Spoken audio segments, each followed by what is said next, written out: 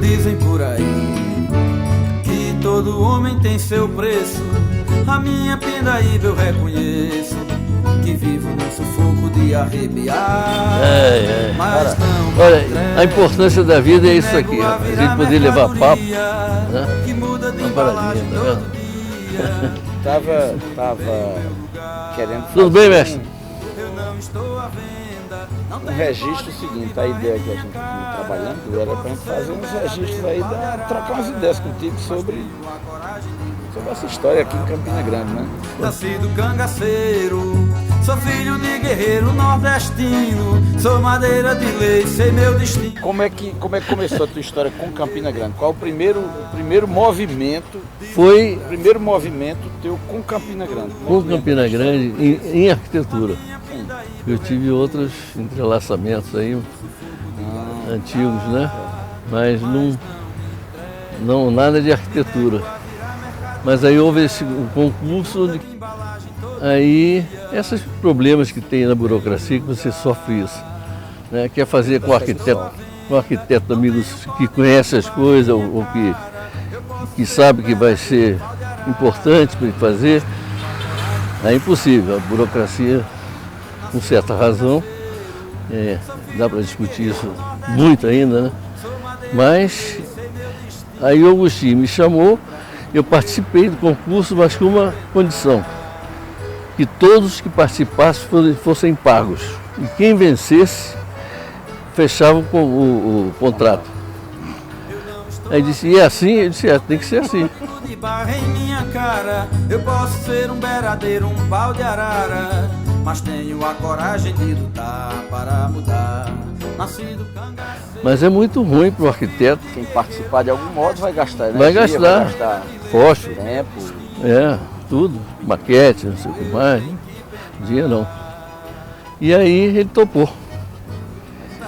Entrei e levei.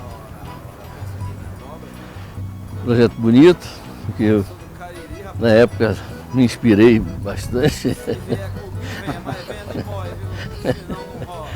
Essa história.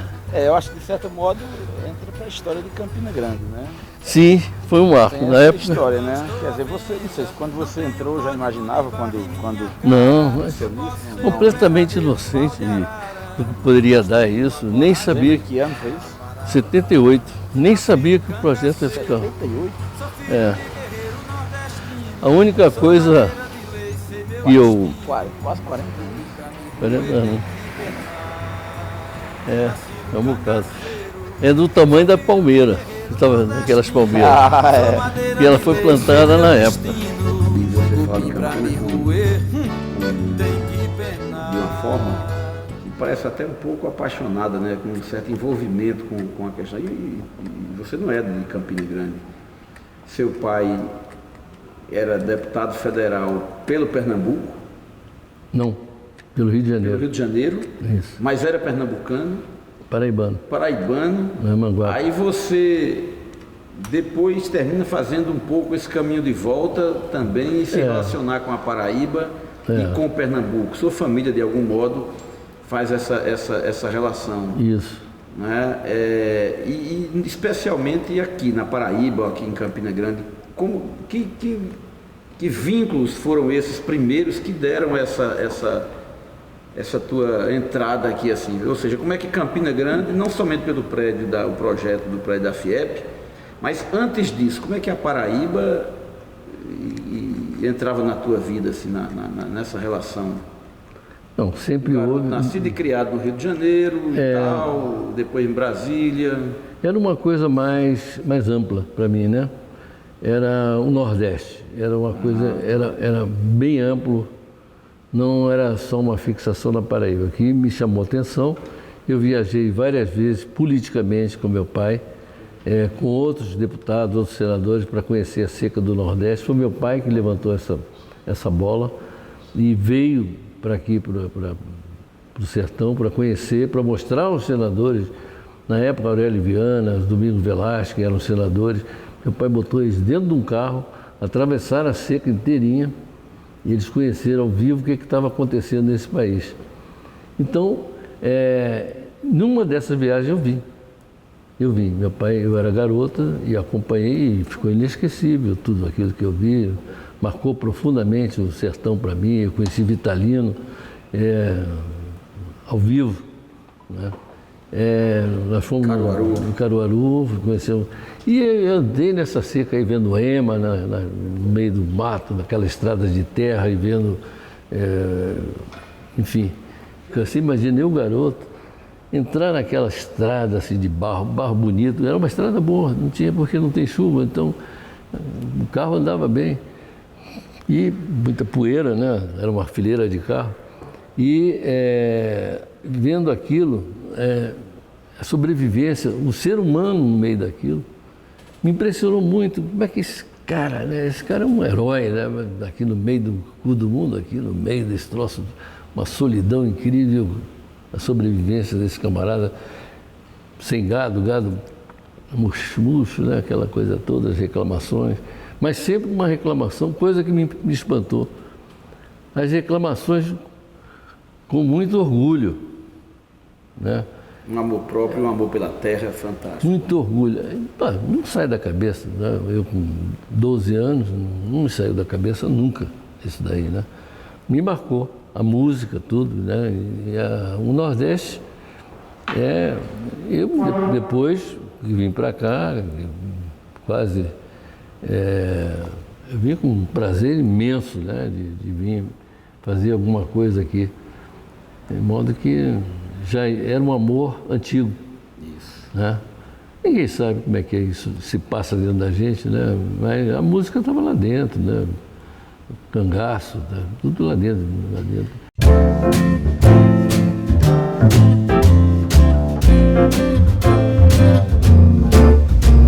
A Universidade Estadual da Paraíba oferece de graça cursinho preparatório para o Enem. São oferecidas 700 vagas para alunos do terceiro ano ou que tenha terminado o ensino médio na rede estadual de ensino. As turmas funcionam com aulas de segunda a quinta e aos sábados. O cursinho Pro-Enem tem como sede o Centro de Ciências Jurídicas da UEPB, que fica na Rua Coronel Salviano Figueiredo, 172 Centro. É a UEPB, promovendo qualificação para acesso ao ensino superior.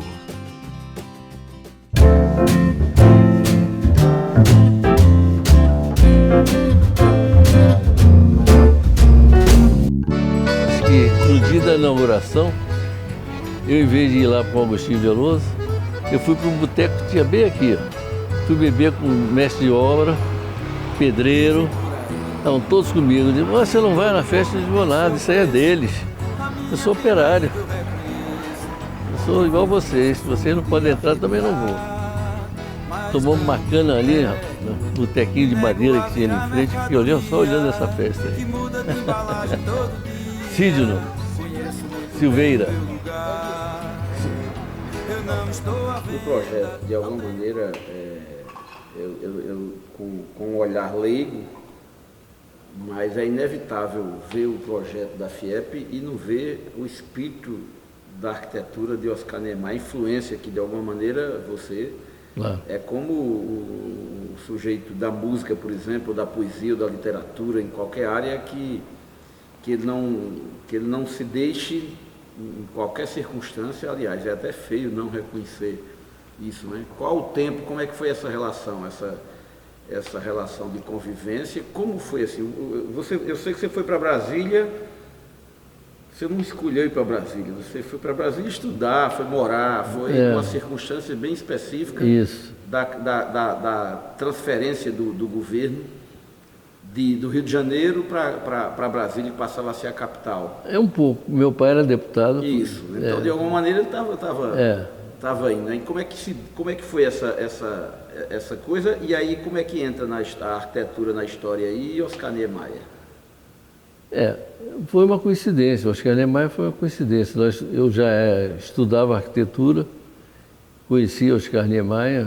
Você estudava no Rio antes de ir para Brasília? Não, eu estava fazendo um curso de arquitetura, no Baiense, lá no Rio, de arquitetura para entrar numa faculdade de arquitetura. Brasília foi uma coincidência realmente para mim, né? E um canteiro de obra, quer dizer, nós nos formamos no meio de uma obra, né? Com Oscar Niemeyer e outros grandes arquitetos, né? Então, foi realmente especial. Eu fui agraciado com essa sorte toda. E para conhecer Niemeyer também foi uma sorte, foi o fato de eu ser fotógrafo também na época. E eu fotografava tudo que eu via, principalmente arquitetura. E o Oscar tinha perdido uma documentação dele, que ele ia fazer uma explanação na Câmara dos Deputados. E ele precisava rapidamente repor aquilo em slide para ele fazer a palestra dele. Aí aconteceu um fato bem interessante, porque eu não conhecia o Oscar. Eu passei no sábado de manhã, ele me ligou. Eu tinha passado a noite tocando chorinho, que era a minha outra profissão. Minha outra profissão. E aí, quando mal cheguei, 6, 7 horas da manhã, 7 horas da manhã eu ia começar a dormir, tocou Oscar. Ele falou, Sidney, aqui é Oscar Niemeyer. Aí eu disse, o quê? Aqui é Oscar Niemeyer. Eu disse, pô, vai merda, rapaz, de manhã cedo assim, quem é que está falando, pô? Ele disse, não, é Oscar Niemeyer. Aí ele disse, pô, não me enche o saco, cara, porra. Aí ele disse, não, Oscar mesmo. Aí me convenci que era Oscar, disse, Oscar, desculpe, tal. Ele disse, não, dá um pulo aqui que eu quero falar com você. Aí me solicitou as fotografias que ele precisava. Numerou tudo e tal. Eram uma semana para fazer tudo, eu consegui fazer, juntei uma equipe, saiu um para o lado, outro para o outro, um fotografava livro, outro fotografava as coisas existentes, enfim. Tudo que ele pesou, nós fizemos certinho, botamos no carrossel e botamos no terninho para ver se ele chamava a gente, era o garoto ainda, e levamos lá, né? Aí ele chegou... Isso o quê? 20 anos, né? 19, 20 anos. 1900 e... rapaz. 61, 62?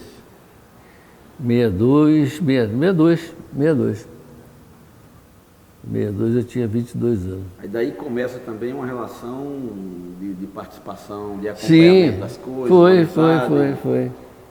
Ele tentou pagar, não quis receber, aí houve uma série de circunstâncias legais assim para nós dois, né?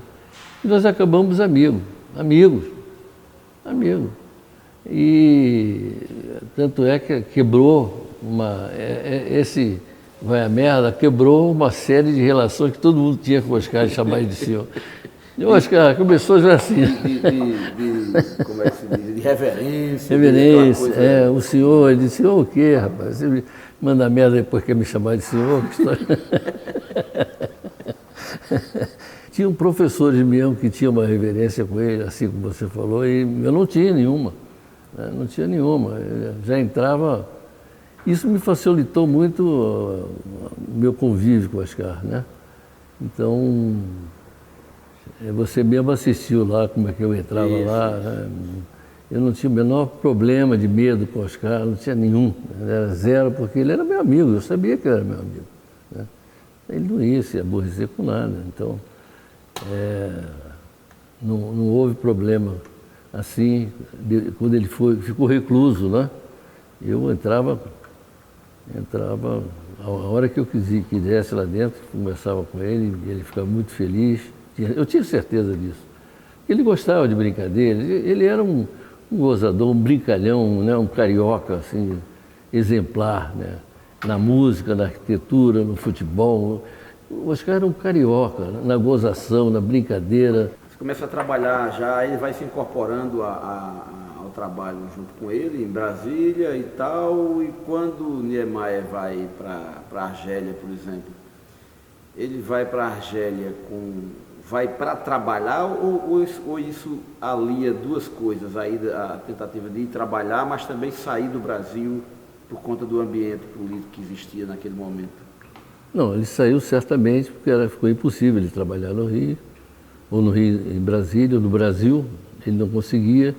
Nós também fomos muito prejudicados, nós perdemos trabalho que o Oscar indicou a gente para fazer, e nós perdíamos depois de pegar o trabalho com embaixadas que nós fizemos, vários trabalhos nós fizemos junto com o Oscar e não deixaram a gente fazer, a verba e essas coisas.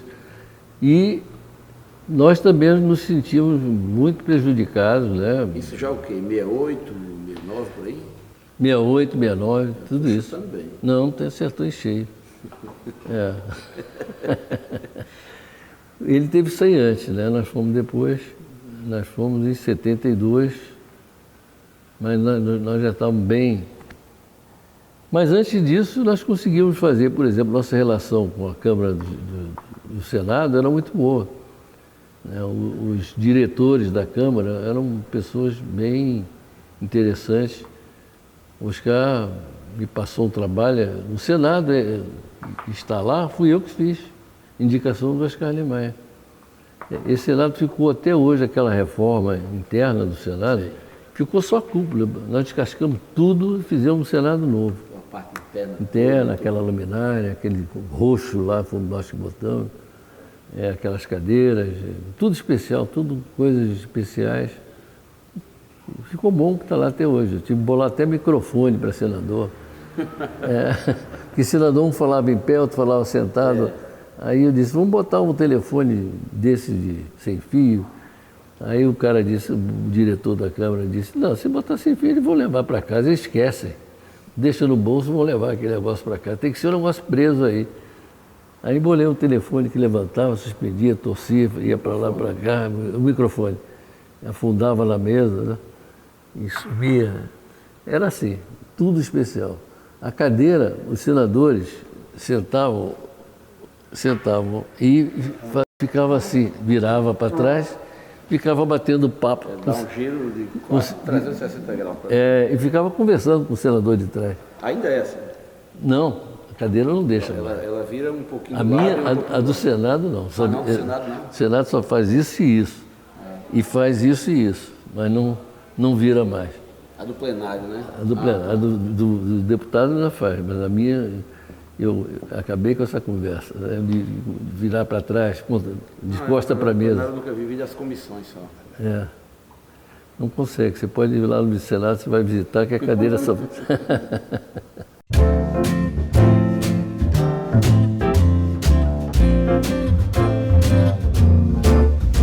Você sabia que na UEPB tem curso gratuito de inclusão para terceira idade? É a Universidade Aberta à Maturidade, a UAMA. O curso visa a melhoria das capacidades dos idosos nas áreas de saúde, educação, cultura e lazer. E a UAMA está presente nos campos de Campina Grande, Lagoa Seca e Guarabira. É a UEPB garantindo qualidade de vida na maior idade.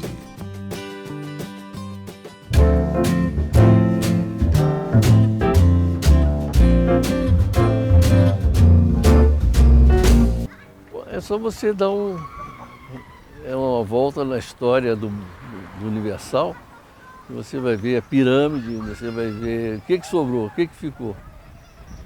Né? Ficou as artes, arquitetura, escultura, pintura. Né? As artes. A arquitetura é mais forte realmente, porque ela marca a presença, né? Estabelece uma época, ela é reflexo da mudança de Campina Grande, né? Da autoestima de Campina Grande, tem uma coisa bonita. A diferença entre a coisa bonita e a coisa feia é muito pequena. Projeto de taipa, das casas de taipa. É verdade. Quase sempre eu acho que o pessoal traz à tona essa discussão. Não é uma invenção brasileira, né? A ideia da casa de taipa é algo que é milenar, de fato, e você vai encontrar em vários países, né? Cada história com um modelo diferente, um jeito de fazer diferente e tudo mais. Isso. Mas no Brasil, pelo clima, pelo clima tropical, pelas características da região, pela colonização, né, de influência portuguesa, africana também, que sem dúvida nenhuma traz esse conhecimento para cá. E você trabalhou uma tentativa durante bastante tempo, não sei como é que está hoje essa discussão, acho que você não tem mais paciência para insistir na tese. Não, até hoje. Mas até hoje você tem. trabalhou a ideia de trazer a taipa para, vamos dizer assim, mais uma opção. Trazer a taipa para ser mais uma opção e mostrar que há uma nobreza naqueles materiais que eram vistos como uma coisa de terceira, de pobre, de coisa ligada à miséria. Ligada à miséria. Aí, assim, dava para fazer uma síntese disso e como é que foi isso e dizer como é que está hoje. Como é que hoje, depois de tanta essa distância aí de quando você começou a lidar com isso, você e outros arquitetos na época, né? Mas como é que hoje essa questão ainda teria chance de Mas trazer sem dúvida, sem dúvida, essa discussão? Principalmente pelo problema de energia, problema de porque a taipa você não tem nenhum gasto de energia, são materiais que a terra dá.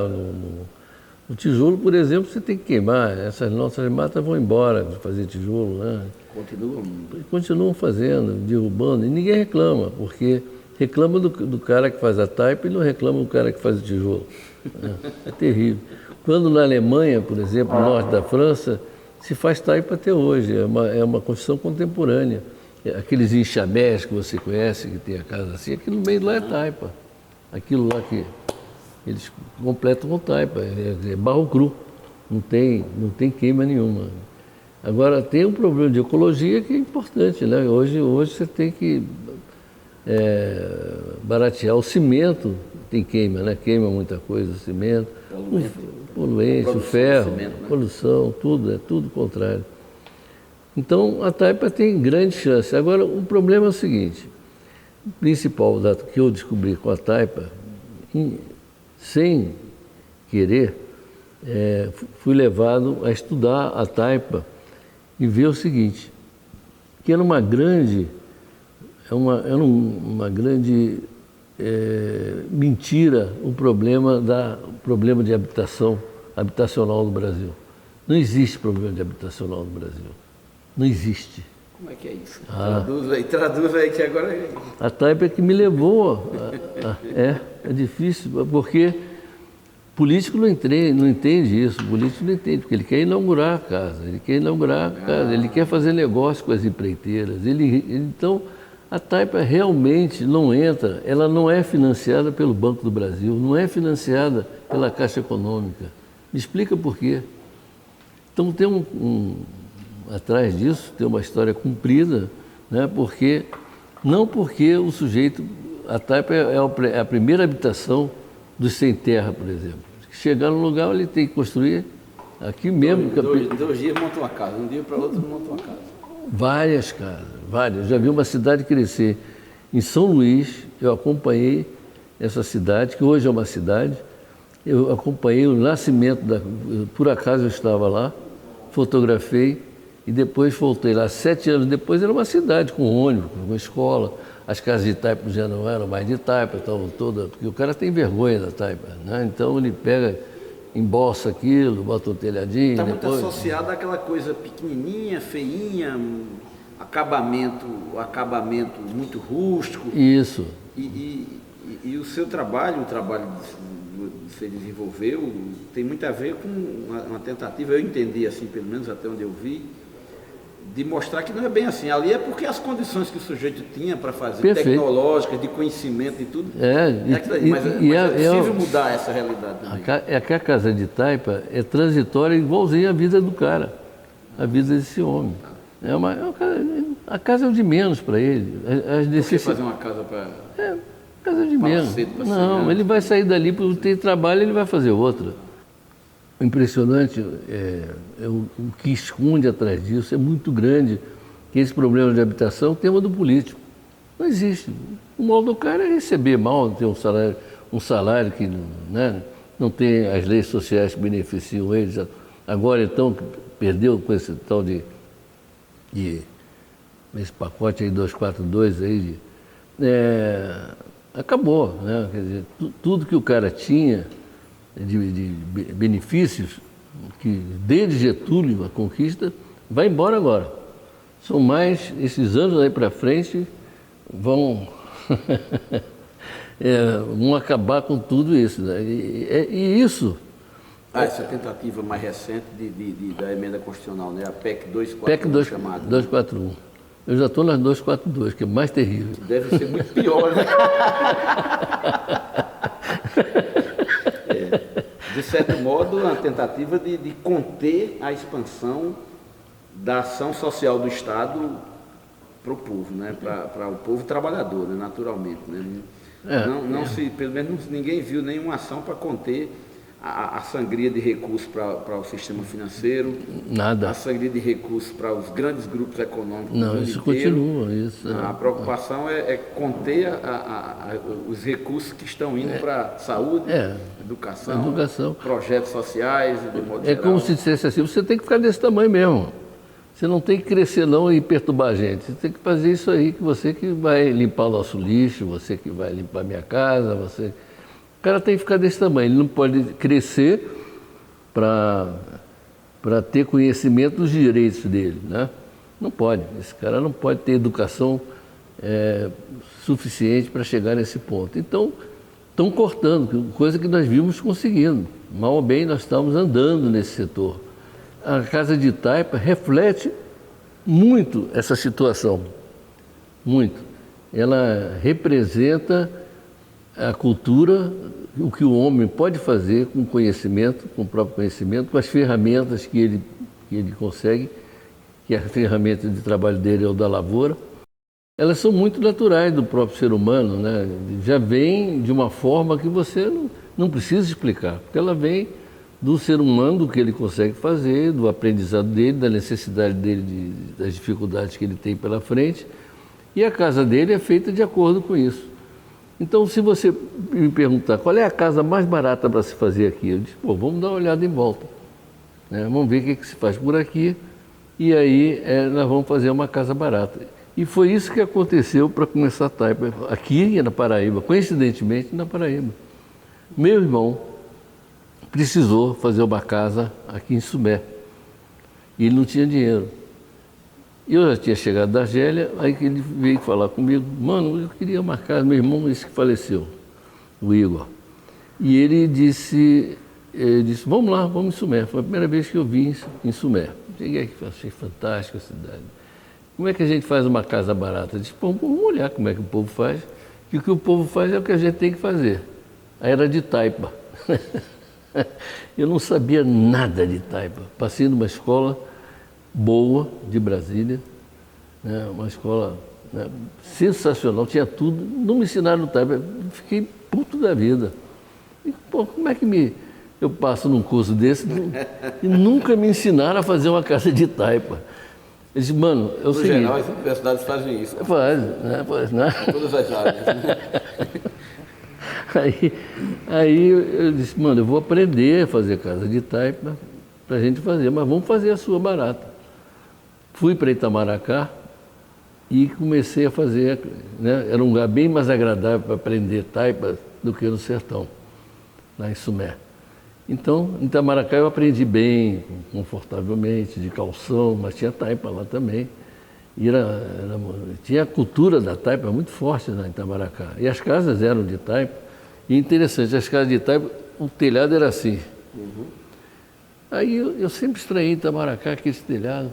Agora não é mais, agora já deformou. Mas quando eu cheguei, eram todos os telhados assim. Eu perguntei ao cara, as casinhas de pescador, né? Mas por que seu telhado é assim? Aqui cai neve, alguma coisa assim, para ele ser assim, né? Alguma coisa. Ele disse, não, é o coqueiro. É a única casa que a gente pode fazer embaixo do coqueiro, realmente. Realmente, o coco caía, batia naquele negócio, escorregava, era cheio de coquinho aqui embaixo, assim. Quer dizer, cultura belíssima, né? O negócio Ajuda na questão térmica embaixo. E não corta o coqueiro. Fundamental. Né? Fundamental, não corta o coqueiro. Cada lote daquele que foi feito em Itamaracá, depois de fazer uma casa, essas casas nossas que a gente faz, cortava 10 coqueiros, né? Todo, sobrava um na frente, outro atrás, porque não podia, tinha que cortar. E quando comecei a fazer, começou a ser publicado, virou assim, eu não sabia que ia acontecer isso, né?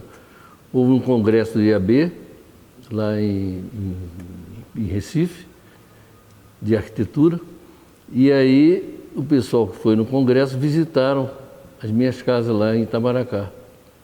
Eu tinha bem umas 30 casinhas lá que eu tinha feito só para pessoa humilde, né? E aí o pessoal foi visitar essas casas e ficaram muito entusiasmados, né? Eu acho que era uma casa feita do nada mesmo, né? E eu acabei, me chamaram quando chegou no Rio, vieram me procurar, poxa, essa coisa sua, bacana, dos arquitetos. Vamos fazer uma palestra? Aí começou. Deu um pipoco na minha história sobre taipa e eu comecei cada vez a me aprofundar mais na história da tecnologia, como melhorar isso. E por aí estou aí até hoje. Isso tudo foi somatório de problemas que foram resolvendo e fazendo essa construção. Sem os problemas não sai arquitetura. A arquitetura é a soma disso tudo.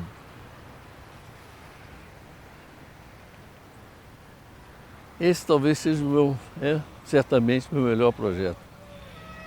Me marcou, mudou minha vida. Quando eu parei de trabalhar fazendo as coisas de Niemeyer e comecei a fazer as minhas, foi aqui.